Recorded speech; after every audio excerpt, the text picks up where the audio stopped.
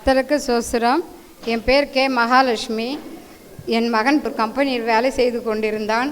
ஆனால் அந்த வேலையில் மிக மிக ரொம்ப கஷ்டம், மன உளைச்சல், ப்ரெஷர் ஏறி போச்சு. ஆண்டவர் என் வார்த்தையை கேட்டு அற்புதமாக மார்ச் மாதம் முதல் நான் இங்கு வந்தேன்.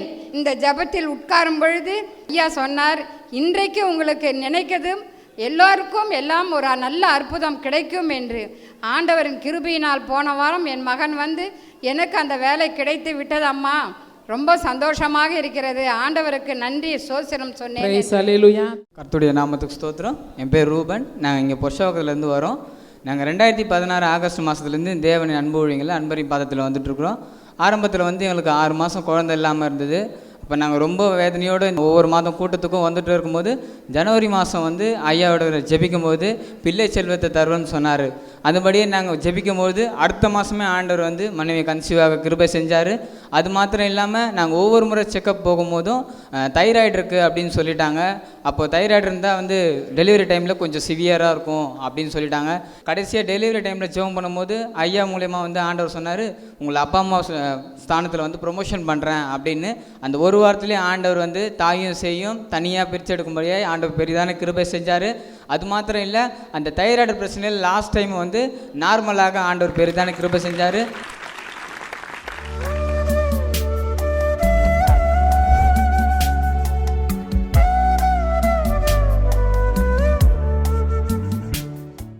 கிறிஸ்துவுக்குள் மிகவும் பிரியமான எனதர்மை சகோதர சகோதரிகளே, நம்மை சிருஷ்டித்தவரும் நம்மை உண்டாக்கினவரும் நம்மை ஒருபோதும் மறந்து போகாதவருமாகிய இயேசு கிறிஸ்துவின் இணையற்ற நாமத்தினாலே உங்கள் எல்லாரையும் வாழ்த்தி ஆசீர்வதிக்கிறேன். அல்லேலூயா.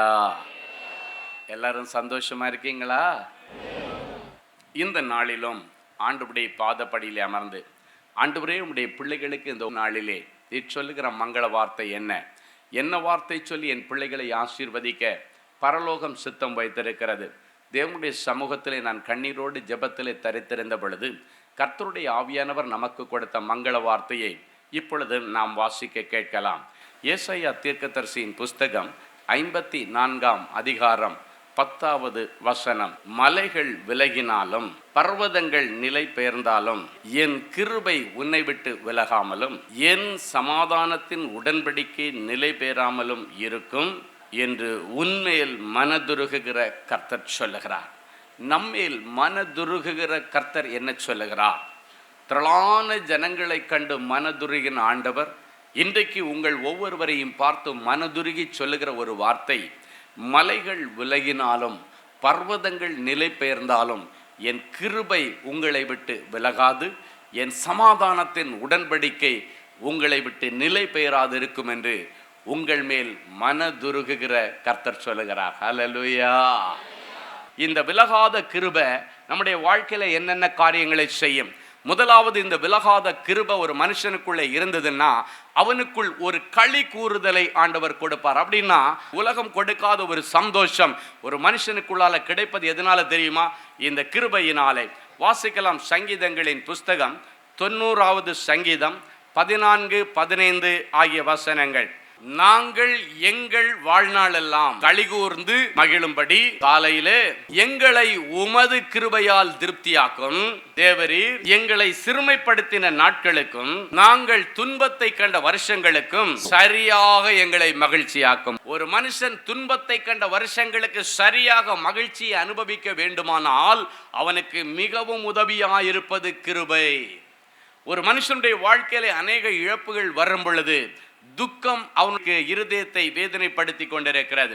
இழப்புகள் வரும் பொழுது அவன் கவலைப்பட ஆரம்பிக்கிறான், ஆறுதல் இழந்து போகிறான். ஆனால் இந்த வசனம் சொல்லுகிறது, நாங்கள் வாழ்நாளெல்லாம் களிகூர்ந்து மகிழும்படி. நீ இந்த உலகத்துல வாழ்கிற நாட்களிலெல்லாம் களிகூர்ந்து மகிழ வேண்டும் என்று ஆண்டவர் எதிர்பார்க்கிறார். உன்னுடைய வாழ்க்கையில் ஒரு களிகூறுதல் இருக்க வேண்டும், உன்னுடைய வாழ்க்கையில் ஒரு மகிழ்ச்சி இருக்க வேண்டும், உன்னுடைய வாழ்க்கையில் ஒரு சந்தோஷம் இருக்க வேண்டும். நித்தமும் நீ வேதனைப்படுவது ஆண்டவருடைய சித்தம் அல்ல. ஒருவேளை ஆண்டவர் உங்களுக்கு உபத்திரவ காலம் என்று சில காலங்களை அனுமதிக்கும் போது நீங்கள் துக்கத்தோடு இருப்பதும் கஷ்டப்படுவதும் ஆண்டவர் அனுமதிப்பார். அந்த நேரத்திலே ஆண்டவருடைய ஜீவனுக்கு புரொடெக்ஷன் அவர் போட்டிருப்பார். நீங்கள் வாழ்நாளெல்லாம் களிகூர்ந்து மகிழ வேண்டும் என்பது ஆண்டவருடைய திட்டம். அதற்கு விதிவிலக்கு எப்பொழுது தெரியுமா? ஆண்டவர் ஒரு மனுஷனை விசுவாச சோதனை செய்யும் பொழுது, உபத்திரவத்திலே அவனை பொன்னாய் புடமிடும் பொழுது, சில காலங்களை அனுமதிக்கும் போது மாத்திரம்தான் நாம் வேதனைப்படுவதற்கு வாய்ப்புகள் இருக்கிறது. வேதனைப்படுவதை ஆண்டவர் விரும்புகிறார். மற்ற எல்லா காலங்களிலும் நீங்கள் களிகூர்ந்து மகிழ வேண்டும் என்று ஆண்டவர் விரும்புகிறார். நீ வேலை செய்கிற இடத்திலே களிகூர்ந்து மகிழ வேண்டும். நீ ஊழியம் செய்கிற இடத்திலே களிகூர்ந்து மகிழ வேண்டும்.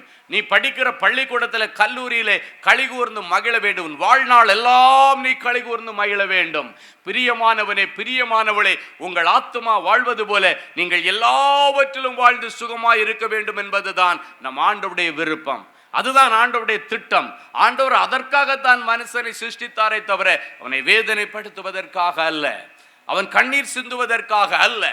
அந்த வசனத்திலே அடுத்து சொல்லப்பட்டிருக்கிறது, தேவரீர் எங்களை சிறுமைப்படுத்தின நாட்களுக்கும் துன்பத்தை கண்ட வருஷங்களுக்கும். அப்படின்னா என்ன அர்த்தம் தெரியுமா?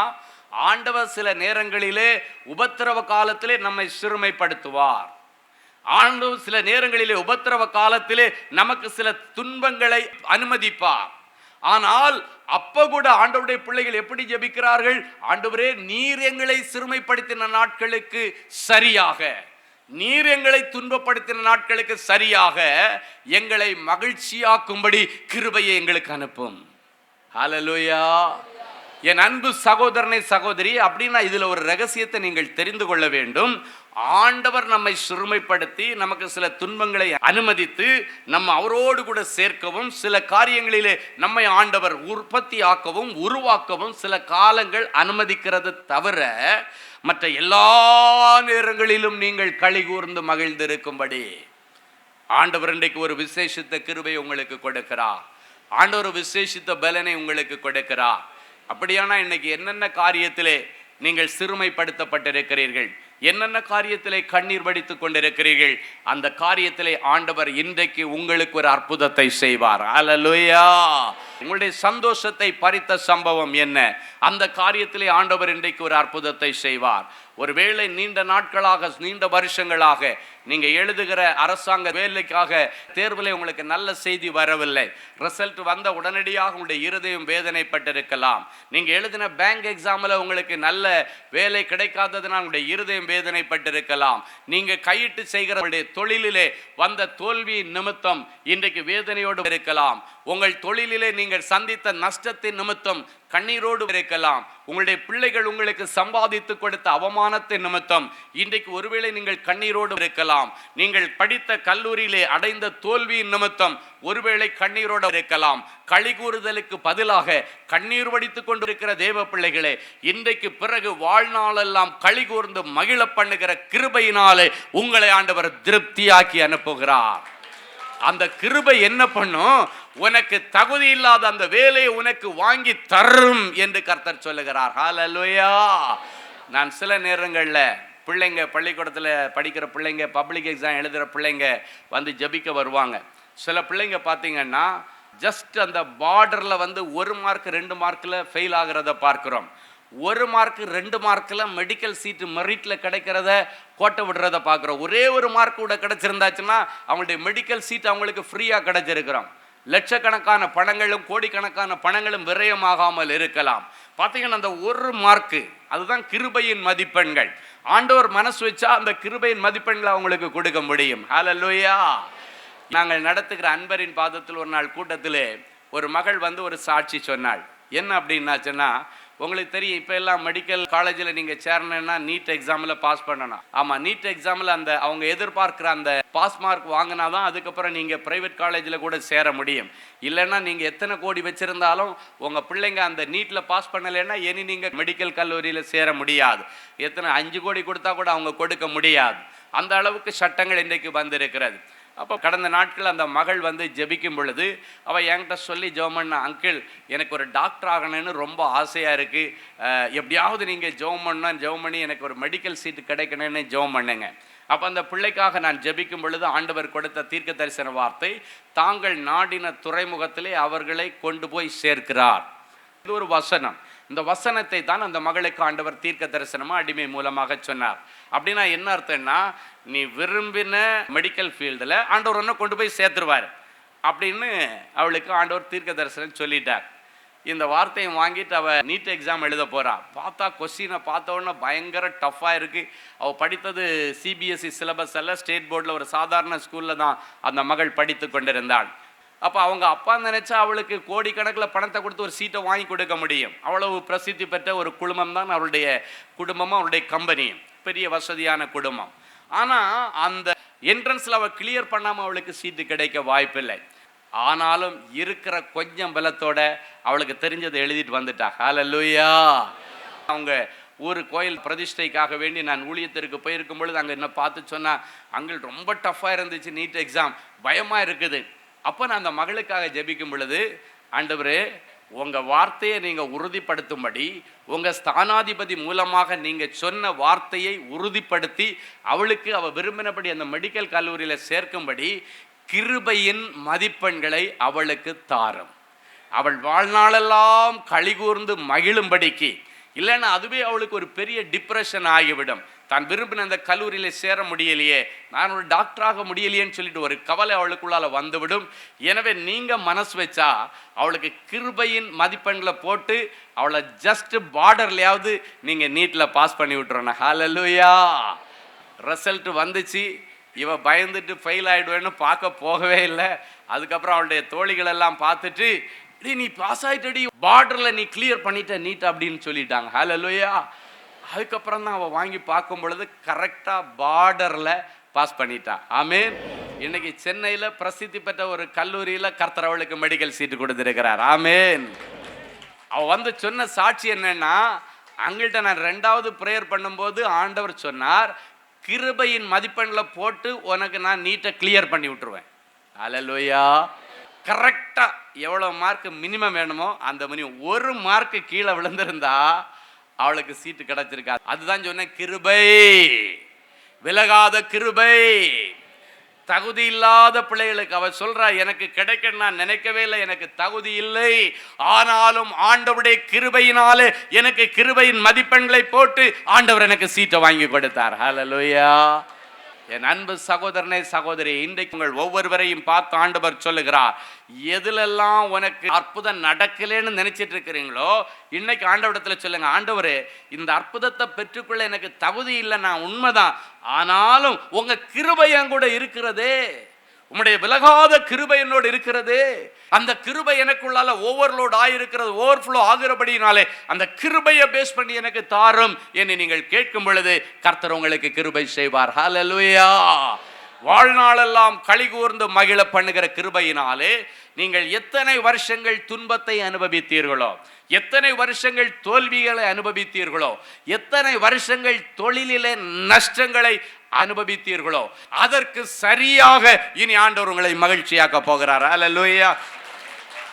ஆண்டவர் உங்களிடத்தில் அனுப்பினதான வெட்டுக்கிளிகளும் முசுக்கட்டை பூச்சிகளும் பச்சை புழுக்களும் பட்சித்த வருஷங்களின் விளைவை திரும்பவும் உங்களுக்கு கொடுப்பேன் என்று கர்த்தர் சொல்லுகிறார். உங்கள் எல்லாருடைய முகத்தில் உள்ள கண்ணீரை துடைத்து விட்டு இன்றைக்கு நீங்க களிகூறுதலின் அபிஷேகத்தோடு புறப்பட்டு போங்க, விசுவாசத்தோடு புறப்பட்டு போங்க. நல்ல செய்தி உங்களுக்கு காத்திருக்கிறது. கரங்களை தட்டி ஆண்டவருடைய நாமத்தை மகிமைப்படுத்துவாங்க. மலைகள் விலகினாலும் பர்வதங்கள் நிலை பெயர்ந்தாலும் என் கிருபை உங்களை விட்டு விலகாமலும் என் சமாதானத்தின் உடன்படிக்கை நிலை பெயராமலும் இருக்கும் என்று உங்கள் மேல் மனதுருகுகிற கர்த்தர் சொல்லுகிறார். சரி, விலகாத கிருபையின் நிமித்தம் முதலாவது வாழ்நாளெல்லாம் களிகூர்ந்து மகிழுகிற ஒரு விசேஷித்த ஆசீர்வாதத்தை கர்த்தர் நமக்கு கொடுக்கிறார். ஹல்லேலூயா. இதுவரைக்கும் துன்பத்தை கண்ட வருஷத்திற்கும், நஷ்டத்தை அனுபவித்த வருஷத்திற்கும், தோல்வியையும் இழப்புகளையும் சந்தித்த வருஷத்திற்கும் சரியாக ஆண்டவர் உங்களை மகிழ்ச்சியாக்குவார். ஆமென். சரி, 2வது இந்த விலகாத கிருபையின் நிமித்தம் நமக்கு என்ன ஆசீர்வாதமாம்? சந்ததி பெருகும் என்று ஆண்டவர் சொல்லுகிறார். வாசிக்கலாம். லூக்கா எழுதின சுவிசேஷம் 1ஆம் அதிகாரம் 30, 31 ஆகிய வசனங்கள் இப்படியாய் சொல்லுகிறது. தேவ தூதன் அவளை நோக்கி, மரியாளே பயப்படாதே, நீ தேவனிடத்தில் கிருபை பெற்றாய், இதோ நீ கர்ப்பவதியாகி ஒரு குமாரனை பெறுவாய், அவருக்கு இயேசு என்று பெயரிடுவாயாக. ஒரு நாள் மரியாள் இருக்கிற வீட்டிலே திடீரென்று ஒரு தேவதூதன் வந்து நிற்கிறான். அவளுக்கு ஒரு மங்கள வார்த்தை சொல்லுகிறான். அவளுக்கு மங்கள வார்த்தை சொல்ல அவன் வந்ததனுடைய ரகசியம், அவளுக்குள்ளால கிருபை ஓவர்ஃப்ளோ ஆகிட்டே இருந்துச்சு. எனவேதான் வந்து நின்று சொல்லுகிறான், கிருபை பெற்றவளே வாழ்க. அவளுடைய வீட்டிலே வந்து அவன் மங்கள வார்த்தை சொல்லுவதற்கு காரணம், கிருபையை இழந்தவளாக மரியாள் தன்னுடைய தகப்பன் வீட்டிலே வாழவில்லை, கிருபை பெற்றவளாக வாழ்ந்து கொண்டிருந்தான். எனவேதான் தேவதூதன் வந்து சொல்லுகிறான், கிருபை பெற்றவளே வாழ்க, ஸ்திரீகளுக்குள்ளே நீ ஆசீர்வதிக்கப்பட்டவளாய் இருப்பாய். இதோ நீ கர்ப்பவதியாகி ஒரு குமாரனை பெறுவாய், அவருக்கு இயேசு என்று பெயரிட வேண்டும். அப்படியானால் இயேசு என்கிற தெய்வம் உன் வயிற்றிலே பிறப்பதற்கு உனக்கு தகுதி இல்லை, ஆனால் கிருபை இருந்தபடியினாலே கர்ப்பம் உன் வயிற்றிலே தங்கும். இயேசு உன் வயிற்றிலே பிறப்பார். என் அன்பு சகோதரனை சகோதரியே, இன்றைக்கு கிருபையை பேஸ் பண்ணி உங்க குடும்பத்தில் எத்தனை பேர் இயேசுவை மறுதலித்து இயேசு வேண்டாம் என்று சொல்லிக் கொண்டிருக்கிறார்களோ, ஆண்டவர் அவர்கள் இருதயத்திலே பிறக்கும்படி இன்றைக்கு கிருபையை அவர்களுக்கு கொடுக்கிறார்.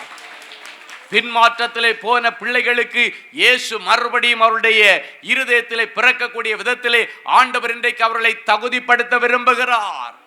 அவர்களை ஆண்டவர் தன்னுடைய செட்டைகளின் நிழலுக்குள்ளே கொண்டு வருகிறாராம்.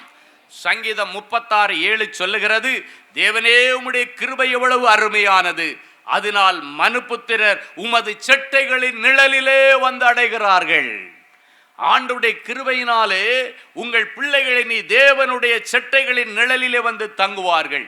ஆண்டவரை விட்டு விலகி போனவனுடைய பிள்ளைகள், ஆண்டவருடைய சன்னிதானத்தை விட்டு பின்மாற்றத்திலே போனவனுடைய புருஷன், ஆண்டவருடைய சன்னிதானத்திலிருந்து தேவாலயத்திற்கு வந்துவிட்டு இப்பொழுது பின்மாற்றத்திலே போயிருக்கிறவனுடைய குடும்பத்தினுடைய சொந்த பந்தங்கள் யாரா இருந்தாலும் இன்றைக்கு ஆண்டவர் சொல்லுகிறார், கிருபையின் நிமித்தம் அந்த மனுபுத்திரனை ஆண்டவர் மறுபடியும் தமது செட்டைகளின் நிழலிலே கொண்டு வந்து சேர்க்க போகிறார். ஹல்லேலூயா. ஏன்னா அவருடைய செட்டைகளின் கீழே தான் நமக்கு ஆரோக்கியம், அவருடைய செட்டைகளின் கீழே தான் நமக்கு பாதுகாப்பு, அவருடைய செட்டைகளின் கீழே தான் நமக்கு சந்தோஷம். ஹல்லேலூயா. கிருபை பெற்றவளே வாழ்க. இன்னைக்கு ஆண்டவர் உங்க முன்னால நின்று அடிமை மூலமாக உங்க எல்லாரையும் கிருபை பெற்றவர்களே வாழ்க என்று சொல்லுகிறார். ஹல்லேலூயா. இந்த வார்த்தைகளை நீங்கள் டிவி மூலமாக நீங்கள் பார்த்து கொண்டிருந்தாலும் சரி, உங்களை பார்த்து ஆண்டவர் இந்த வேளையில் ஒரு வாழ்த்துதல் சொல்லுகிறார், கிருபை பெற்றவளே வாழ்க, கிருபை பெற்றவனே வாழ்க. ஸ்திரீகளுக்குள்ளே நீ ஆசீர்வதிக்கப்பட்டவள், புருஷர்களுக்குள்ளே நீ ஆசீர்வதிக்கப்பட்டவன். இன்றைக்கு எத்தனை பிள்ளைகள் எனக்கு கற்பத்தின் கனி இல்லை என்று ஏங்கிக் கொண்டு இருக்கிறீர்களோ, கிருபையை பேஸ் பண்ணி ஆண்டவருடைய கற்பத்தை இன்றைக்கு திறப்பார். ஹல்லேலூயா. அன்பான எங்கள் நல்ல ஆண்டவரே, உங்களுக்கு நன்றி சொல்றேன்ப்பா. மலைகள் விலகினாலும் பர்வதங்கள் நில பெயர்ந்தாலும் என் கிருபைய ஒன்ன மட்டும் விளக்க மாட்டேன்னு சொன்னீங்களே. ஒருவேளை என் பிள்ளைகள் கிருபையை போக்கடிச்ச நிலைமையில இந்த இடத்துல வந்திருக்கலாம்ப்பா. ஆண்டவர் கொடுத்த வரங்களையும் தாளந்துகளையும் கிருபையின் வரங்களையும் இழந்து போய் இந்த இடத்துல வந்திருக்கலாம்ப்பா. இழந்து போனதை தேடவும் மீட்டு கொடுக்கவும் இந்த பூமியில வந்தேன்னு சொன்னீங்களே. என் பிள்ளைகள் இழந்து போன கிருபை, என் பிள்ளைகள் இழந்து போன பலன், என் பிள்ளைகள் இழந்து போன சத்துவம், என் பிள்ளைகள் இழந்து போன களிகூறுதல், என் பிள்ளைகள் இழந்து போன ஆரோக்கியம், என் பிள்ளைகள் இழந்து போன சந்தோஷம், அத்தனையும் என் பிள்ளைகளுடைய சிரசில வச்சு என் பிள்ளைகளை நான் ஆசீர்வதிக்கிறேன்பா. வாழ்நாளெல்லாம் கலிகூர்ந்து மகிழப்படுகிற கிருபையை தருவேன்னு சொன்னீங்களே. அந்த கிருபையினால் அவனை திருப்தி ஆக்குவேன்னு சொன்னீங்களே. வாழ்நாளெல்லாம் கடன் வாங்கி வேதனைக்கு நேரா என் பிள்ளைங்க போயிட்டு இருக்காங்கப்பா. வாழ்நாளெல்லாம் என் பிள்ளைங்க பிரச்சனையின் மேல பிரச்சனையை சந்திச்சுட்டு இருக்கிறாங்க. ஆண்டவர், வாழ்நாளெல்லாம் என் பிள்ளைகள் அவமானத்தின் மேல அவமானத்தை சந்திச்சுட்டு இருக்கிறாங்கப்பா. தோல்வியின் மேல தோல்வியை சந்திச்சுட்டு தலை காட்ட முடியல, தலை நிமிர முடியல, தலை தூக்க முடியலன்னு சொல்லி கண்ணீரோடு வந்திருக்கிற என் பிள்ளைகளுக்கு விலகாத கிருபையை கொடுத்து, களிகூறுதலின் அபிஷேகத்தை கொடுத்து என் பிள்ளைகளை நீர் ஆசீர்வதியுமாக. எந்தெந்த காரியங்களிலே என் பிள்ளைகள் சிறுமைப்படுத்தப்பட்டார்கள், சிறுமைப்படுத்தப்பட்ட நாட்களுக்கு, துன்பத்தை அனுபவித்த வருஷங்களுக்கு, கடன்களையும் அவமானங்களையும் சந்தித்த வருஷத்திற்கும் சரியாக என் பிள்ளைகளை மணிமணியும் நான் மகிழ்ச்சியாக்கி கலிகூற பண்ணுவேன் என்று சொன்னேன். நித்திய மகிழ்ச்சி என் பிள்ளைகளுடைய தலை மேல் இருக்கட்டும். என் பிள்ளைகள் சுமந்து வந்த சஞ்சலமும் தவிப்பும் என் பிள்ளைகளை விட்டு ஓடி போகட்டும் ஆண்டவரே. நித்திய மகிழ்ச்சி என் பிள்ளைகளுடைய தலையின் மேலே நீ தங்கி இருக்கட்டும். சஞ்சலமும் தவிப்பும் ஓடி போகும், சந்தோஷமும் மகிழ்ச்சியும் அடைவார்கள் என்று சொல்லி குடும்பத்தில் நடக்க வேண்டிய சந்தோஷமான சுப நிகழ்வுகள் அத்தனையும் என் பிள்ளைகளுக்கு நீ தடையில்லாமல் நடக்கட்டும், தடையில்லாமல் நடக்கட்டும். கிருபையின் நிமித்தம் சந்ததி பெருகும் என்று சொன்னீர். மரியாளை பார்த்து கிருபை பெற்றவளே வாழ்க என்று வாழ்த்து ஆண்டவர். அதே வாழ்த்துதலை என் பிள்ளைகளுக்கு கொடுத்து வாழ்க என்று சொல்லி நீர் வாழ்த்துகிறதற்காக எந்தெந்த ஜனங்கள் என் பிள்ளைகளை சபித்து என் பிள்ளைகள் மேலே தேவையில்லாத சாபம் கூறினார்களோ அவை எல்லாவற்றையும் கிருபையினால மாற்றி வாழ்க என்று என் பிள்ளைகளை நீர் ஆசீர்வதிக்கிறதற்காக உமக்கு நன்றி. எல்லாவற்றிலும் வாழ்ந்து சுகமாயிருங்கள் என்று ஆண்டவரின் பிள்ளைகளை ஆசீர்வதிக்கிறதற்காக ஸ்தோத்திரம். இப்பொழுதும் என் பிள்ளைகளுக்கு தேவையான எல்லா நன்மைகளையும் கிருபைகளையும் இருதயத்திலே வைத்து அனுப்பும். ஜீவனுள்ள நாளெல்லாம் நன்மையும் கிருபையும் உங்களை பின்தொடர்ந்து வரும். இஸ்ரவேலின் சமாதான வாழ்வை இனி காண்பீர்கள். இயேசுவின் மூலம் பிதாவே, ஆமென். அன்பு தேவனுடைய பிள்ளைகளே, இந்நிகழ்ச்சியின் மூலம் நீங்கள் பெற்றுக்கொண்ட ஆசீர்வாதங்களையும் உங்கள் ஜெப விண்ணப்பங்களையும் அனுப்ப வேண்டிய முகவரி: தேவனின் அன்பு ஊழியங்கள், Vinayak avenue, OMR road, Okkiyam, Thoraipakkam, Chennai 600097. மேலும் 24 மணி நேர ஜெப உதவிக்கு 04424579999 மற்றும் 9941150999 என்ற எண்களுக்கு தொடர்பு கொள்ளுங்கள்.